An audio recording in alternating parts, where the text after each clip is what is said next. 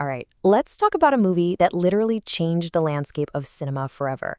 We're breaking down the sprawling narrative, the absolutely wild behind-the-scenes battles, and the monumental legacy of Francis Ford Coppola's 1972 crime masterpiece, The Godfather. Whether you're a lifelong fan of the Corleone family or you're just fascinated by how incredible storytelling actually works, this explainer is going to pull back the curtain on the whole shebang. But look, rather than just looking at the plot in a vacuum, because that's been done a million times, we're going to explore Michael Corleone's dark descent into the underworld. And we're going to mirror it directly against the real-life drama of actually making this film. Because as you'll see, the war happening behind the camera between the filmmakers and the studio, it was honestly just as intense and high stakes as the mob war happening right there on screen. So let's jump right into part one, An Era of Blood, the setup and the descent. Okay, the story kicks off in the late summer of 1945, and right out of the gate, it establishes this brilliant visual contrast. On one side, you have the sun-drenched, joyful outdoor wedding of Connie Corleone. You know, it's public, it's loud, it's just full of life. But juxtaposed directly against that, the dark, shuttered office where Don Vito Corleone and his consigliere, Tom Hagen, are conducting mafia business. It's like the film is instantly teaching us how to watch it. There's this bright, oblivious outside world of women, children, and civilians, and then there's the dark, hidden, hyper-masculine world where, well, lethal decisions are made. And right there, in that dark office, we get arguably one of the most famous lines in cinema history. "I'm going to make him an offer he can't refuse." This immortal line perfectly encapsulates Don Vito's brand of authoritarian patriarchy. See, he acts as the strict moral center of his family, operating on this very specific code of loyalty. But at the same time, he dispenses a terrifying brand of justice. I mean, when Hollywood executive Jack Woltz refuses to give Vito's godson a movie role, Vito makes him that offer. And the result? Woltz wakes up to find the severed, bloody head of his prized stud horse right there in his bed. It shows us exactly who Vito is, a man who speaks softly but wields absolutely brutal power. Now, to wrap our heads around the chaos that follows, we really need to look at this massive roster of characters. On one side, you have the Corleone family. There is the wise patriarch Vito, the dangerously hot-headed eldest son Sonny, the kind of clumsy and inept Fredo, the brilliant lawyer Tom Hagen, and finally, Michael. And Michael is absolutely the crucial pivot point here. He's this bright-faced World War II hero who initially tells his girlfriend Kay that he wants absolutely nothing to do with his family's criminal web. On the flip side, opposing them, are their fierce rivals. We're talking guys like the drug kingpin Salozzo, corrupt police captain McCluskey, and the manipulative Don Barzini. The friction between these two groups, that's the spark that ignites this entire narrative. And all it takes is one single refusal to trigger a rapidly escalating timeline. Let's trace this out. In late summer 1945, Vito declines Salazzo's offer to invest in the heroin trade, basically because Vito believes narcotics will ruin his political connections. Well, that refusal sets off an all-out war. Literally days later, the Corleone's fearsome enforcer, Luca Brasi, is garroted, and Vito himself is gunned down in the street, barely surviving. This creates a massive, chaotic power vacuum. Suddenly, Michael, the civilian, is forced to step up just to protect his dad. Fast forward a few weeks, and in a stunning escalation, Michael actually volunteers to assassinate Salazzo and McCluskey at a Bronx restaurant. He commits the murders, then flees to Sicily. Over a year goes by, and after his hot-headed brother Sonny is brutally ambushed and killed at a toll booth, Michael finally returns home. So what's the crucial takeaway here? It's that this story is actually an inverted hero's journey.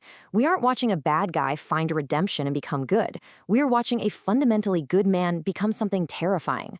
We track Michael's tragic evolution from an outsider, a decorated soldier who totally rejects the mob life, to a man hiding in Sicily whose new wife is killed in a car bomb meant for him, and finally to the ruthless new head of the family. You can literally watch his expressions harden on screen with every calculated move he makes. Okay, moving on to part two, the behind-the-scenes battle, Francis Ford Coppola versus Paramount Pictures. Now, while the fictional Corleone family was fighting for its life, there was a very real war raging behind the camera. See this number? $400,000. Director Francis Ford Coppola didn't even want to make a gangster movie at first. He only accepted this incredibly stressful, massive undertaking to pay off a staggering $400,000 in debt that he owed Warner Brothers for a previous film he made with George Lucas. To put that into perspective, he was a young director, deeply in debt, taking on a colossal project for a studio that was constantly threatening to fire him over budget overruns and schedule delays. Talk about pressure, right? And this completely illustrates the constant production battles they fought every single day, especially over casting. Paramount wanted established, safe stars. They were pushing for Laurence Olivier as Don Vito, and they wanted a golden boy like Robert Redford or Ryan O'Neal for Michael. But Coppola, he fought fiercely against this.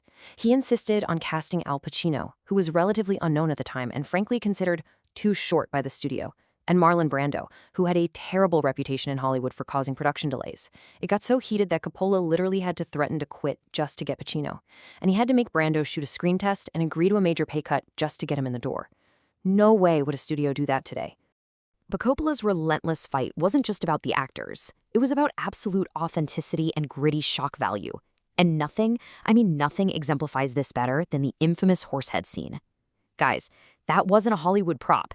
It was a completely real severed horsehead that the production obtained from a dog food manufacturer. Yeah, it's a horrific detail for sure, but it perfectly captures the visceral, uncompromising reality Coppola was determined to put on screen, no matter how hard the studio pushed back.